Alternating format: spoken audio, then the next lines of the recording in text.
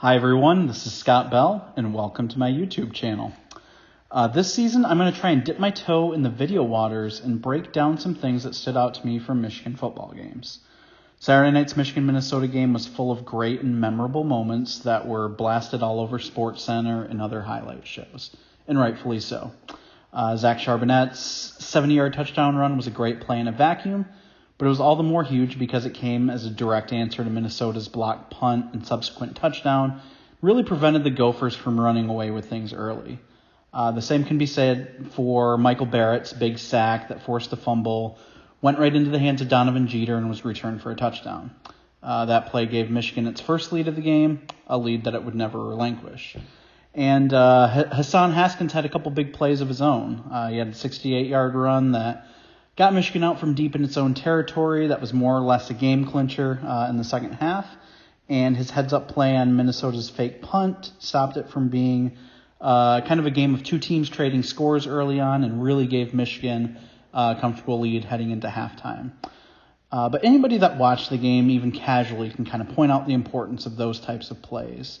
And the goal of this video is to point out some of the unsung plays that happened on Saturday that might not show up in the box score or get a ton of love from the press, but they were also key reasons that Michigan ended up winning this game so handily.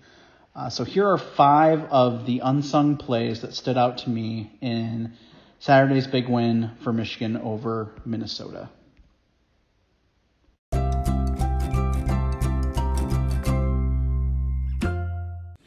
So the first play came late in the first quarter, with Michigan holding a 14-7 lead. It was 2nd and 10 from the Michigan 13. Minnesota sends Rashad Bateman in motion to the weak side of the field, but ultimately gives the ball to Mohamed Ibrahim, who had a lot of space to the strong side to take it in for a touchdown. The Michigan player I want to focus on this play here, though, is Taylor Upshaw.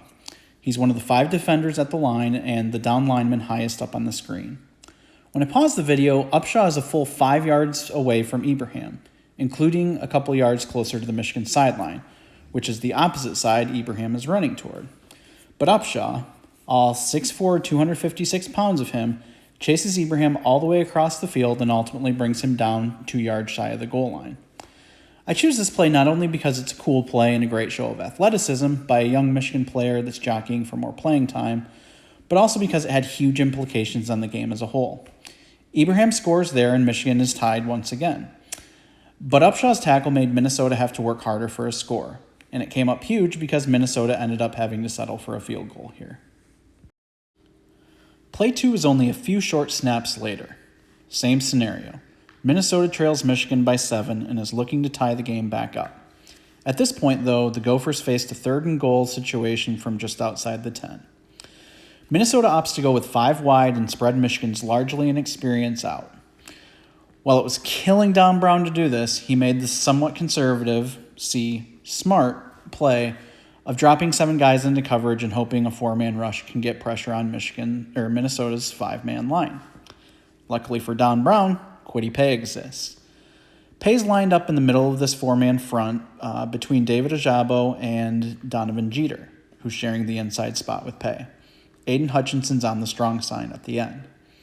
It ends up being a double stunt, with Ojabo and Hutchinson attempting to tack on the inside and Jeter and Paye going on the outside.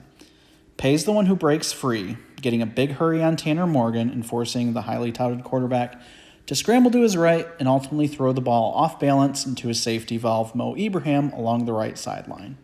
That's 12 full yards shy of the end zone on a goal-to-go situation. Minnesota ends up having to settle for a field goal, and this ends up being the Gophers' last opportunity to tie the game in the final 46 minutes of the game.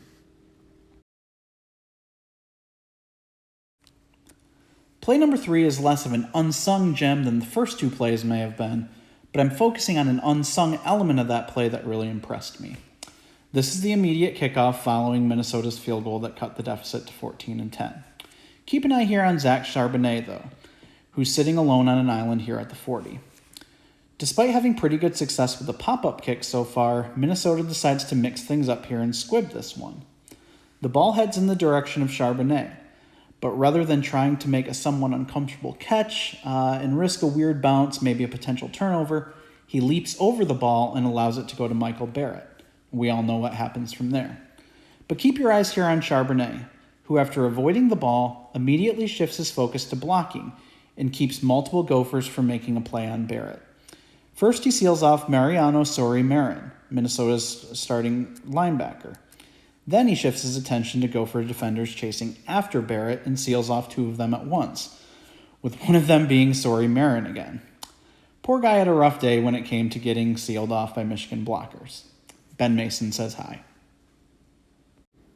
Then it's off to the races for Barrett, who takes Michigan to the red zone and in position to take its first double-digit lead of the game. Here's another angle that shows Charbonnet's heady plays. How many college teams do you think see their starting running backs make plays like this? The fourth play is another key third down stop. Unlike the one in the previous quarter, Minnesota doesn't go 5 wide, but it still has 4 receivers out there along with Mo Ibrahim in the backfield. The Gophers are trying to conceal Rashad Bateman on this play, putting him behind a receiver and staggering his route. And they get the matchup they're hoping for, getting Bateman up against Jamon Green, who's making just his second appearance on defense and the first start in his short career at Michigan. But Green's defense here is textbook. He allows the receiver directly in front of him to release to Makari Page, and he keeps his focus on Bateman, who's very clearly Tanner Morgan's first and probably only priority on this play. Green takes advantage of the 5-yard contact rule and engages with Bateman, not giving him a clean break on his route. Then, as Bateman goes in for the slant, Green is right behind him and able to reach through and get the key pass breakup and force a punt. Props to Cam McGrone on his coverage here too. It was a very seamless drop into coverage for a linebacker his size, and McGrone was ready to make Bateman pay to earn that catch if it came down to it. But Green's coverage made that moot. This third down stop led to Minnesota's desperation fake punt attempt right before halftime, and it allowed Michigan to grow its lead to 18 before half. The final play here for today is another special teams play, and it also has to do with Michael Barrett, who time and time again kept making huge plays on Saturday night. Here, Minnesota's kicking the ball off after cutting the deficit to 11 straight out of halftime. They kick it to Blake Corum, who tries to do a little too much and fumbles the ball. But Barrett's there to swipe it up and avoid disaster. A Minnesota recovery could have made this a whole different ball game, and damn it, is this the wrong video? I have no idea how this got here. I'm really sorry. I'm trying to figure out this video stuff still, and all right, I mean, since we're here, we might as well see how it ends. Oh, oh God, is this real? Please tell me this is real. 38-20? I honestly didn't even know Rutgers had a football team. I'm going to have to look up a schedule to see who gets Michigan State next because it is going to be a bloodbath.